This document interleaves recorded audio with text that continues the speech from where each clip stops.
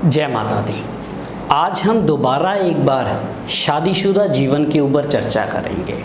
इससे पहले भी हमने 2-3 वीडियोस शादीशुदा जीवन में दिक्कतें आखिर क्यों आती है उसके ऊपर बनाई है, लेकिन इस वीडियो में हम कुछ योग की बात करेंगे कि अगर ऐसे योग जन्म कुंडली में बन जाए तो शादीशुदा जीवन में अक्सर कोई ना कोई परेशानी लगी ही रहती है।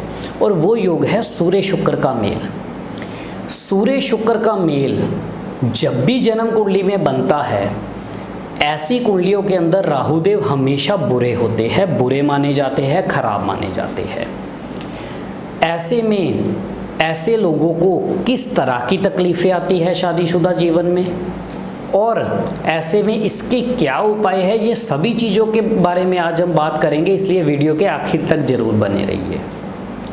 अब सूर्य शुक्र का मेल एक ऐसा मेल है जिसमें कई बार ये ऐसी अवस्था में बैठे हो, किसी अवस्था में अगर बैठ जाए खराब होकर के तो कई बार ये तलाक भी करवा देते हैं।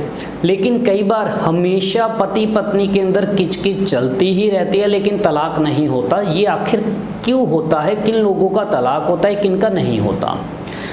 सबसे पहले तो जिनकी कुंडली में भी सूर्य शुक्र इकट्ठे हैं, ऐसे लोगों को 25 साल की उम्र से पहले शादी नहीं करनी चाहिए।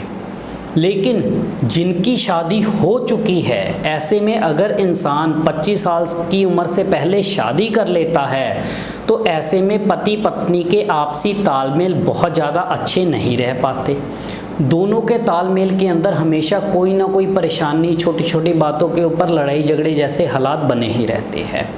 लेकिन ऐसे में अगर ये योग ठीक ठाक घरों के अंदर बैठा हुआ हो, जैसे मान लो कि ये योग दूसरे घर में बैठ जाए, तीसरे घर में बैठ जाए, 9वें घर में बैठ जाए, 10वें में बैठ जाए, 11वें में बैठ जाए, या 12वें घर में बैठ जाए, या 8वें घर में बैठ जाए, तो ज़रूरी नहीं है कि ऐसे इंसान का तलाक ही होगा।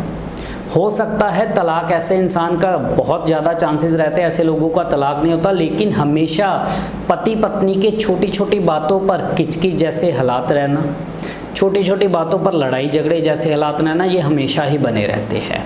लेकिन तलाक किन लोगों का होता है? अगर जन्म कुंडली में सूर्य शुक्र का मेल है और वो बेहद खराब घरों के अंदर बैठ जाए, जैसे मान लो 6ठे घर में बैठा हुआ है या 8वें ही घर में बैठा हुआ है, लेकिन साथ में राहुदेव 12वें घर में बैठ गए, या मान लो किसी भी घर के अंदर ये योग बैठा हुआ है और किसी खराब ग्रह की उनके ऊपर दृष्टि पड़ गई, मान लो राहु की दृष्टि पड़ गई, खराब शनि है, शनि की खराब दृष्टि पड़ गई, या मंगल बद है कुंडली में, मंगल बद की दृष्टि पड़ गई, तो ऐसे में ये तलाक जैसे हालात भी बना देते हैं। खासकर अगर ऐसे लोग 25 साल की उम्र से पहले शादी करते हैं तो ये तलाक तक की नौबत भी बनाते हैं। और अगर सूर्य शुक्र का मेल 7वें घर में बैठा हुआ हो मान लो, और लगन में शनिदेव आकर के शनि की दृष्टि पड़ जाए, तब भी शादीशुदा जीवन में बहुत तकलीफें आती है और अलग हो जाने तक की नौबत आती है। तो ऐसे लोगों को क्या उपाय करना चाहिए कि जिससे सूर्य शुक्र के मेल वाले लोगों का शादीशुदा जीवन अच्छा रहे?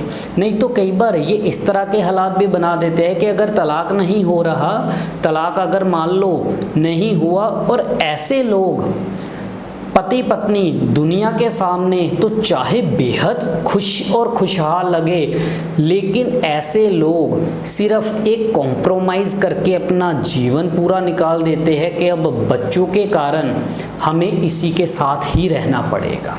इस तरह के खराब हालात बनाते हैं। लेकिन जो पति पत्नी वाला एक आपसी रिश्ता होना चाहिए, प्यार होना चाहिए, अंडरस्टैंडिंग होनी चाहिए, निजी सुख होना चाहिए, बेडरूम का सुख होना चाहिए, ये सारे सुखों को भी ख़त्म कर देता है। खास करके 12वां घर भी अगर ख़राब हो तो इस तरह की नौबत आती है।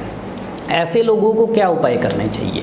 ऐसे लोगों को सबसे पहले तो हो सके 25 साल की उम्र से पहले शादी ना करें। जिनकी शादी नहीं हुई लेकिन हो चुकी है जिनकी शादी, उनको क्या उपाय करने चाहिए? दिन के समय में पति पत्नी संभोग ना करें। पति और पत्नी दोनों में से एक जना गुड़ या चॉकलेट या मीठा खाना बिल्कुल बंद कर दे।